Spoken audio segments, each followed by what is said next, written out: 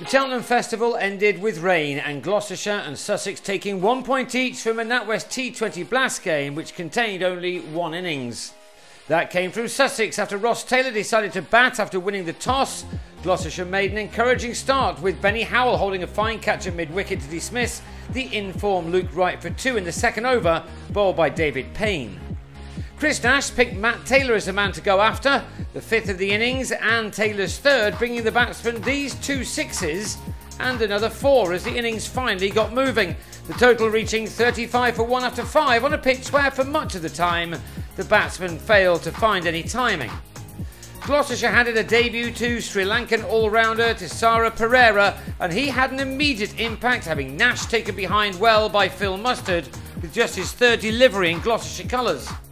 Boundaries were difficult for Newman Taylor and Ben Brown to find, the 2 batsmen obviously pleased when they did manage to get the ball to the rope as they took the total to 70 from the opening 10 overs of the match, Howell and Tom Smith giving little away.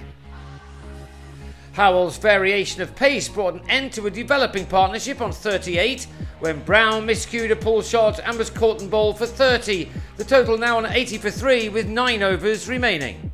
Taylor did manage to clear the rope off Chris Liddle as the Sharks brought up 3 figures in the 14th over. 2 boundary-free overs followed before Taylor went big again in the 16th, delivered by Smith. The match then exploded into life in the 17th. The second ball of it brought about the wicket of Laurie Evans, who was legged before for 9.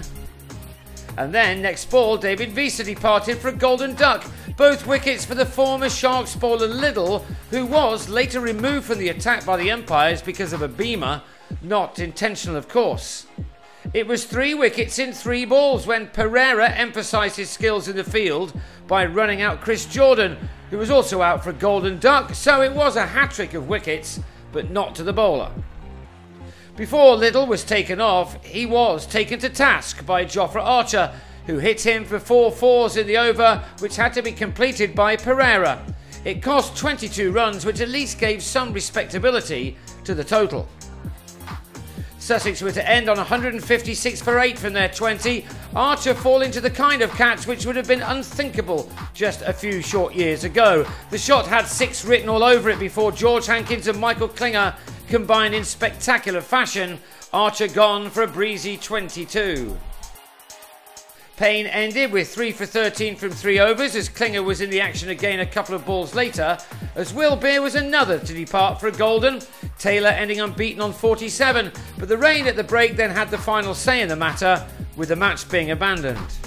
So it was, disappointingly, 1 point each for both teams. Next up for Gloucestershire is a trip to meet Kent at Canterbury on Tuesday, before the big one in Taunton next Friday. Sussex go to Hampshire on Thursday and Glamorgan the following night.